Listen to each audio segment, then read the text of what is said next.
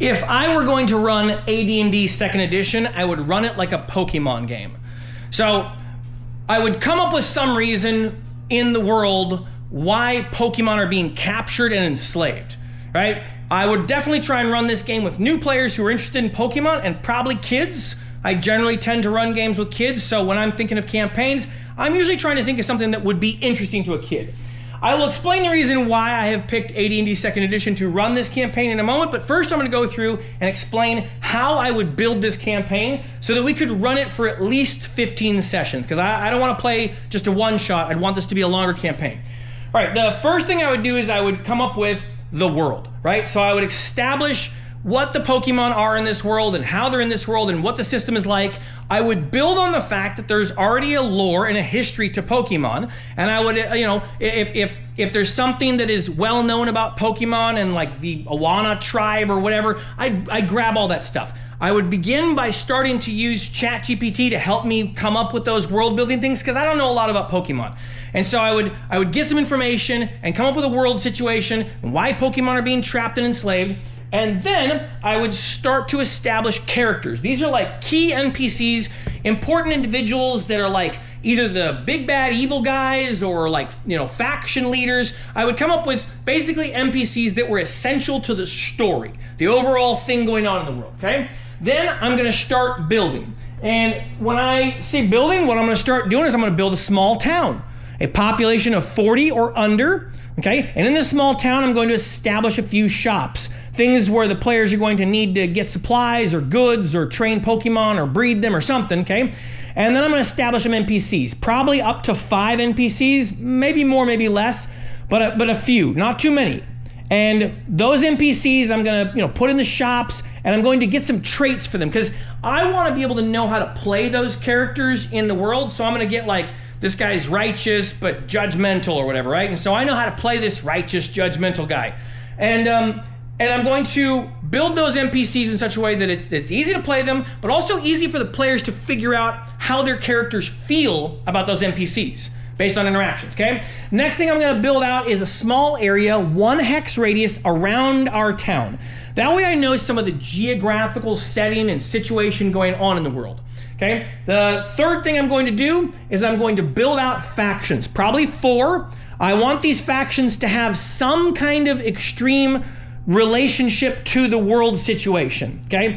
They could be factions that are enslaving Pokemon, factions that are not, factions that feel a certain way about it, right? But the main thing I'm going to do is build those factions and figure out how they feel about each other, the world, and the player's town. In this case, I probably would add how they feel about Pokemon, because in this case, the Pokemon is kind of the central thing in the story, right? And then the last thing I'm gonna do is build unique classes. So there are already classes available in AD&D 2nd edition. There's like wizards and sorcerers and rogues and whatever.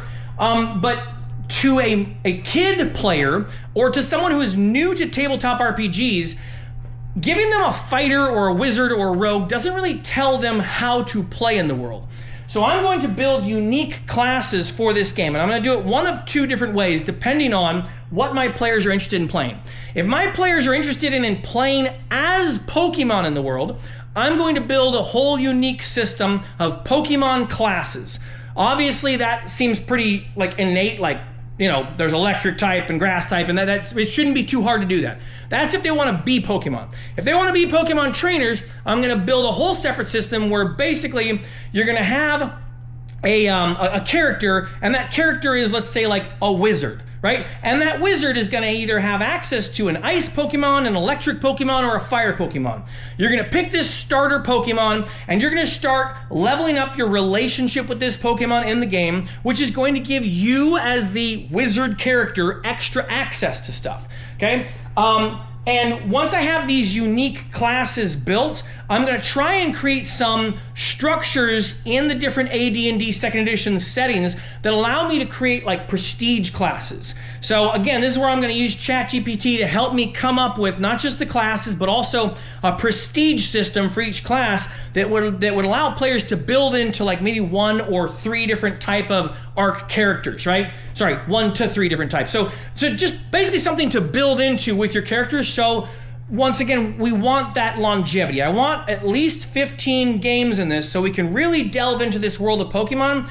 And I think AD&D Second Edition is going to help me with that, with the way the class structure works, okay? So once I've gotten my unique classes and all these other things, I have a campaign primer to hand to my players to like inform them about the world.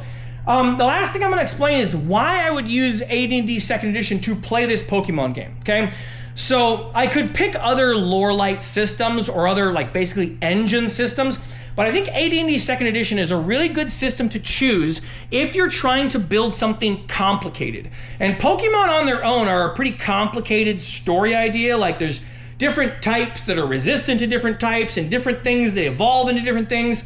And so AD&D Second Edition has lots of modules and lots of campaign modifiers. If my players at some point want an airship, I can easily look through the annals of Dungeons & Dragons Second Edition history and pull something, drop it into the world, and boom, now we have that. If I need a certain gameplay loop that my players are looking for, heists or something, there's plenty of modules I can just grab from, drag the parts that I want out, and allow me to world build with this huge library. So because of the huge library that there is with AD&D Second Edition, and because of the fact that I'm trying to build Pokemon, the complexity of both those things is going to match well. And the complexity of the system, AD&D Second Edition, I think will bind well with Pokemon in general. So this is how I would run AD&D Second Edition. I would run it with Pokemon. And if you have any questions for me or any comments about that, let me know down below.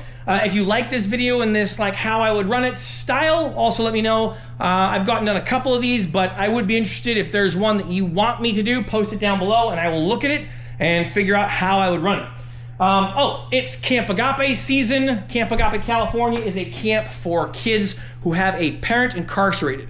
And this camp is paid for entirely. These kids get to go away for a 4-day weekend and hang out with friends and play and do activities. It is all paid for. It's a wonderful camp. I'm going to be going myself to be to mentor to the kids. So if you have the ability to support this camp, I'll post a link down below. You can donate, support with your time if you want. All right, so let me know if you like this breakdown of how I run a game, and let me know if you want me to make more of these in the future or which ones you'd like me to make.